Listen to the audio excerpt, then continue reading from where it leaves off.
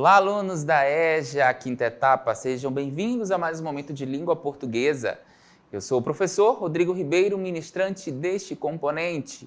E na nossa aula de número 11, temos aí como objeto de conhecimento elementos notacionais da escrita, morfossintaxe e como detalhamento, concordância nominal, certo? Então vamos trabalhar a concordância nominal na nossa aula de hoje. Vamos lá. Olá, alunos! Então, hoje nós vamos fazer aí a definição da concordância nominal e conhecer as particularidades dela. Mas, para isso, eu gostaria de fazer uma indagação a vocês.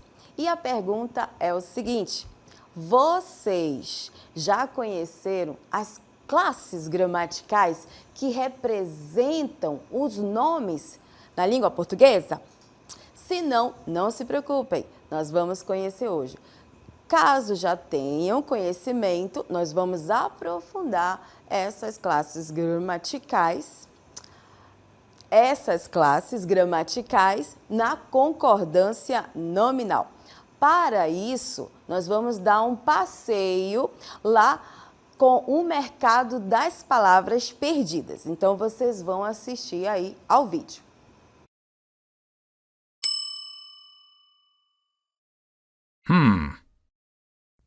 Uau, que lugar diferente! Aqui tem palavras para todo lado. Bom dia, senhor. Bom dia! Bem-vindo ao mercado das palavras perdidas. Aqui, corrigimos desajustadas e encontramos as combinações perfeitas. O que você procura? Eu preciso de palavras bonita para terminar o meu poema. Opa! Palavras bonita? Isso tá meio estranho, não acha? Estranho? O que está errado? Aqui está o problema. Palavras é feminino e plural. Mas você usou que é masculino e singular, e bonita, que é feminino e singular. Nada combina. Então como eu deveria dizer?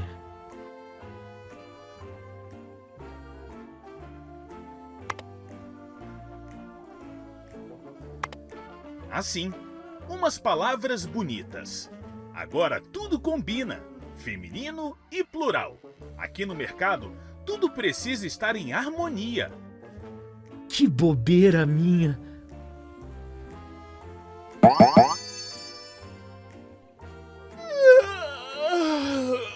Até que enfim, já estava cansada de ficar desajustada. Ei, alguém me põe com um substantivo que combine comigo!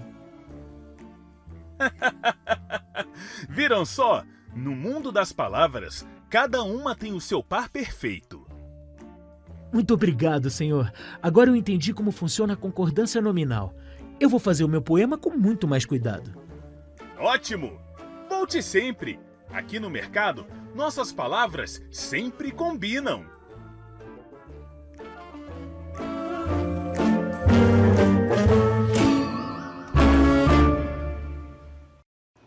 Então, turmas, é sobre essa contextualização das palavras em concordância que nós vamos trabalhar e desenvolver. Primeiramente, vamos conhecer, então, o conceito da concordância nominal. Acompanhe aí, temos aqui a concordância nominal e o conceito que ela nos informa. Então, a concordância, ela vai ocorrer, do adjetivo, do pronome adjetivo, artigo e numeral. Essas são as classes gramaticais que vão concordar em gênero e número com uma classe chamada substantivo, ou seja, aqui eles vão se referir. Então, todas essas que nós pontuamos, elas vão estar em concordância com o substantivo, Então, o substantivo é o nome, ele nomeia os seres. Aí, o adjetivo que caracteriza o substantivo, ele tem como objetivo caracterizar o nome. Não se preocupem porque nós vamos já ver exemplos. O artigo, ele determina o substantivo, ele tem essa função, e o pronome acompanha o substantivo. O numeral, ele vai concordar pela quantidade. Aí, para a gente entender melhor todo esse contexto, vamos aqui ao primeiro exemplo. Nós temos aí, lá do nosso vídeo, né? O cliente, ele chegou e falou: preciso de palavras bonita para terminar meu poema. Observem que aqui, esta palavra ela se encontra no plural. E esta aqui está no singular. Essa daqui também, certo? Aqui nós temos uma discordância, né? Por quê? Porque o substantivo palavras está no plural e as outras deveriam estar concordando, certinho? O dono do mercado, ele falou: olha, vamos consertar aí essas concordâncias. E aí ele explicou para o cliente que a forma adequada é umas palavras bonitas. Se o substantivo ele está no plural, o artigo, o adjetivo, o numeral precisam estar no plural. Vamos ver outro exemplo. Aqui, no exemplo 2, nós temos a farinha fresca está na mesa. Então, o substantivo, farinha, está no singular. Aqui nós temos o artigo, certo? E o adjetivo. Essas duas palavras, elas estão em concordância com o substantivo. Então, aqui está adequado essa concordância. Vamos ver outro exemplo. O tucumã amarelo foi colhido hoje pela manhã. Então, quem foi colhido pela manhã? O tucumã amarelo. Observem que o tucumã é o C. Ele está no singular. Logo, nós temos acompanhando ele a palavra amarelo e o O. O tucumã está no singular e o artigo aqui acompanhando também o amarelo. Então, aqui nós apresentamos uma concordância adequada. Próximo exemplo. Temos aí: os açaís frescos foram vendidos no mercado. O que foi vendido no mercado? Os açaís. Observem que açaís, né, está no plural. Logo, esta palavra está se referindo a ele, está concordando porque está no plural, e esta aqui também. Então, o exemplo está adequado à concordância. O adjetivo aqui, frescos, estão concordando com açaís e o artigo também adequadamente. Vamos para o próximo exemplo. O barco pequeno navegava lentamente pelo rio. Então, quem está fazendo a ação de navegar é o barco pequeno. Quem é o C que está fazendo essa ação? O barco. Então, o barco é o nosso substantivo. A palavra pequeno está caracterizando. Então, ele é o nosso adjetivo. E o O está determinando esse barco. Logo, este exemplo ele está adequado à concordância nominal. Certo? Então, turmas, o que nós estamos estudando hoje é justamente sobre a concordância nominal. E a principal classe gramatical é o substantivo, as demais vão concordar em número e em gênero. Quais são elas? Adjetivo, artigo, pronome e numeral. Então, nós temos aí que a concordância nominal, ela vai trabalhar com essas classes gramaticais e elas precisam estar em concordância. Agora, vamos detalhar os elementos da concordância nominal. Observem aí na tela quem são esses elementos da concordância nominal. O adjetivo, que caracteriza o substantivo. O artigo, que determina o substantivo. O numeral, ele vai concordar na quantidade. E o pronome, ele vai acompanhar o substantivo ou substituir o substantivo. Agora vamos detalhar esses elementos nos exemplos e conceituá-los e assim sucessivamente. Acompanhem na tela, primeiramente, o adjetivo. O adjetivo, como nós já comentamos aqui, ó, adjetivo, concorda com quem? Com o substantivo, né? Que vai ser caracterizado por ele. Então, olha lá o exemplo.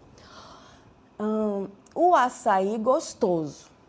O açaí é o nosso substantivo. Gostoso é a caracterização. Logo, nós temos aqui o "o", né, determinando aí o açaí. Se o açaí está no singular, ele é masculino, o adjetivo e o artigo vão concordar também com esse substantivo. O próximo exemplo, as tapiocas deliciosas. Ó, substantivo, o "c", deliciosas caracterizando esse "c", e aqui as, né, que tapiocas é feminino, o artigo as também vai estar no feminino, certinho?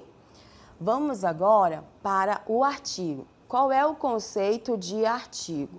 O artigo concorda com o substantivo e o acompanha, o determina. Olha o exemplo. A canoa. Temos aqui a palavra feminina, canoa, e o "a", ele é determinado e fica no feminino porque o substantivo está no feminino. Outro exemplo, os peixes. Peixes é o "c", é o masculino, está no plural. Logo, o artigo precisa concordar com o substantivo. Vamos adiante. Numeral. O numeral concorda com o substantivo em número e em número, porque ele é numeral, né? Aí o exemplo, 2 tambores de água. Temos aqui, ó, o "c", o substantivo, e o numeral especificando a quantidade de tambores, certinho? Uma rede nova. A rede é o nosso substantivo e aqui a quantidade, né, que existe aí uma rede nova. Próximo. O pronome é uma outra classe gramatical que vai concordar com o substantivo que substitui ou acompanha esse substantivo. Aí aqui nós temos o exemplo. Esta chuva. Chuva está no feminino, está no singular e é o nosso substantivo. Aqui nós chamamos de pronome, né? O pronome, ele está acompanhando, nesse exemplo, o substantivo. É um pronome demonstrativo. E aqui nós temos, no outro exemplo, bois. Bois é masculino e está no plural. Logo, o pronome esses também vai concordar com esse substantivo, certinho? Então, turmas, vimos aí os conceitos e exemplos dessas classes gramaticais que acompanham o substantivo.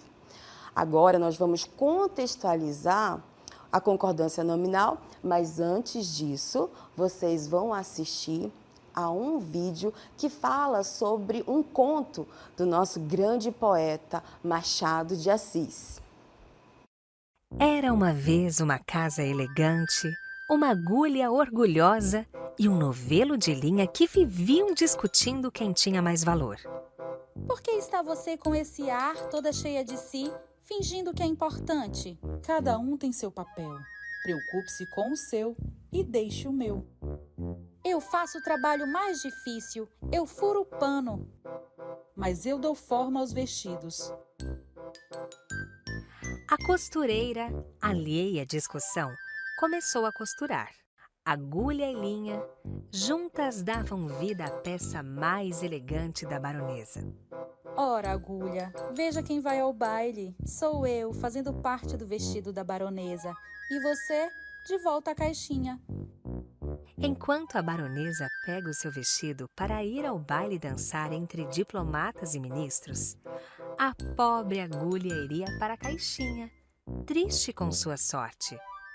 Aprenda, agulha, você se cansa abrindo caminho para os outros, mas é a linha quem aproveita os louros. Eu, onde me espetam, fico.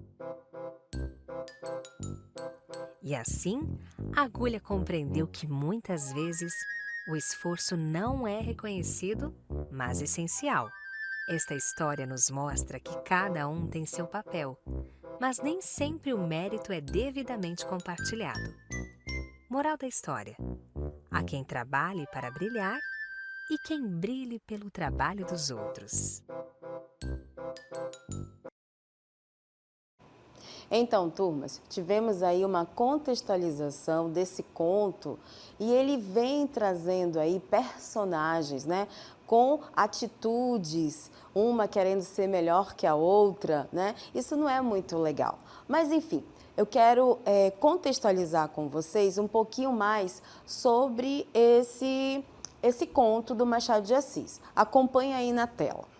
Temos aí uma reflexão do conto Um Apólogo. O conto Um Apólogo, de Machado de Assis, explora sentimentos e comportamentos humanos por meio da interação entre a agulha e o novelo de linha, que representam metáforas, né, de papéis sociais e pessoais. Os principais sentimentos presentes no texto incluem. Vamos ver quais são esses sentimentos que estão inseridos nesse conto. O primeiro é o orgulho. Olha lá, a agulha e a linha demonstravam, né, orgulho pelo papel que desempenhavam. A agulha exibe arrogância, né, sentindo-se superior por furar o pano e liderar o processo de costura. Já a linha tem orgulho silencioso, consciente de que ela quem dá a forma final ao vestido. Então, aqui não está inserido no conto esse sentimento, mas nas entrelinhas, na interpretação, pode ser observado por conta das ações das personagens. Vamos agora para o segundo aí, que é a rivalidade. Olha lá.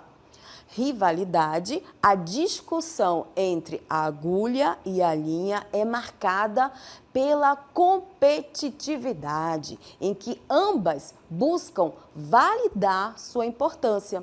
A agulha acredita que o ato de ir à frente é mais importante. A linha defende que sua função de unir e formar o tecido é o verdadeiro destaque, né? Então, nós temos aí que, na verdade, cada uma delas tem uma função a fazer. Todas, tanto a agulha quanto o novelo de linha, são importantes, mas elas não conseguem enxergar isso. Vamos ao próximo sentimento, que é a desvalorização e submissão.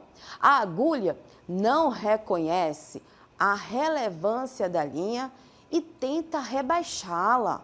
A linha, por sua vez, adota um comportamento mais submisso e pragmático, preferindo demonstrar seu valor pelo resultado final. Então, ao longo do enredo, a gente vai percebendo isso das duas personagens. Vamos ao próximo.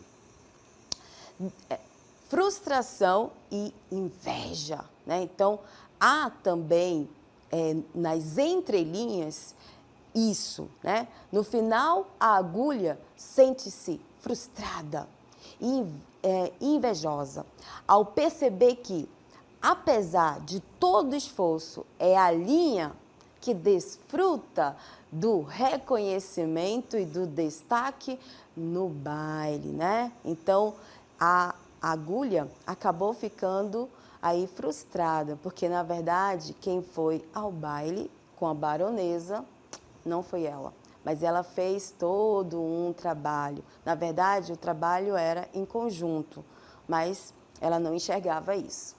Vamos ao próximo.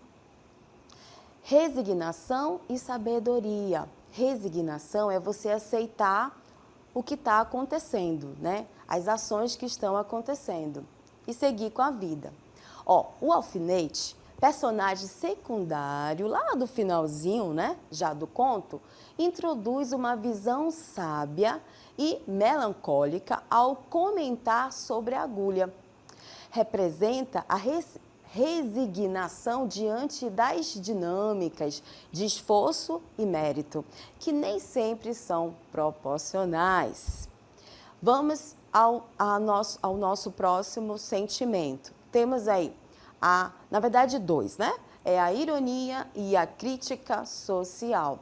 O tom irônico do narrador reflete uma crítica à sociedade, onde o trabalho árduo de muitos, no caso, agulha, sustenta o brilho e a fama de poucos, que representa aí a linha no vestido da baronesa. Então, turmas, aqui nós contextualizamos um pouquinho do efeito de sentido que o Machado, ele organizou toda essa narrativa e traz uma reflexão sobre nós não nos preocuparmos com o outro, mas sim fazermos as nossas ações e cuidar das nossas vidas, né? Então, é bem rico, é uma crítica social. Agora, pegando esse contexto e trazendo para a concordância nominal, vamos enfatizar aqui uma frase do conto aí do Machado de Assis. Acompanhe aí, olha só. Exemplo baseado no conto Um Apólogo, que explora o nosso assunto, a concordância nominal. Na seguinte frase: a agulha orgulhosa e a linha silenciosa discutiam sobre a costura do elegante vestido da baronesa. Então, nós temos aqui, ó, agulha, linha, discutiam sobre a costura do elegante vestido da baronesa. Essas palavras que estão em destaque são os nossos substantivos sobre toda essa frase aí, certo? E nós agora vamos caracterizar e conceituar as classes gramaticais que estão acompanhando esses substantivos, certinho? Então, vamos lá, acompanha aí na tela a explicação da concordância nominal baseado nessa frase, né? O primeiro, a gente vai enfatizar o adjetivo, né? Então, na verdade, são adjetivos. Orgulhosa, no caso aí, concorda com agulha. Agulha é o nosso substantivo. Ela está no feminino e singular. Então, obrigatoriamente, a classe gramatical adjetivo tem que concordar também. Por isso que orgulhosa se encontra no singular e no feminino. Silenciosa concorda com linha. Linha é o nosso substantivo. É feminino, é singular. Logo, o adjetivo silenciosa precisa estar em concordância. E foi isso que nós vimos. Vestido é o nosso substantivo. E a palavra que estava se referindo a ele, o adjetivo que está se referindo a ele é elegante. E se nós olharmos para a palavra vestido, ela é um substantivo, né? Masculino, está no singular. Por isso que elegante, que está caracterizando também, se apresenta no singular. Vamos ver o artigo. Artigo, nós temos aí a, que é o artigo que acompanha, né? Ele vai acompanhar tanto a agulha e a linha. A agulha é substantivo singular e linha também. Por isso que o artigo ele se apresenta no feminino e no singular. Aí nós temos aqui o dó. O dó, ela é uma preposição, mas é uma preposição que é formada pelo artigo or e a preposição de. Então, houve essa junção e temos a preposição, certinho? E ele concordou aí com o vestido, né? O vestido elegante que a baronesa, né, vestiu para o baile. Vestido está no masculino, singular. A preposição também ela vai se materializar no masculino singular, certinho? Pois bem, turma, para que a gente possa fechar esse pensamento sobre o assunto que nós estudamos, né, da concordância nominal. Nominal faz referência ao substantivo. E o substantivo, vamos ver o mapeamento, eu vou falando e aí vocês vão também materializando no pensamento as classes que devem acompanhar o substantivo. Observem aí na tela. Temos aí, ó, a classe gramatical do substantivo, ela vem com a apresentação do ser, ela nomeia os seres.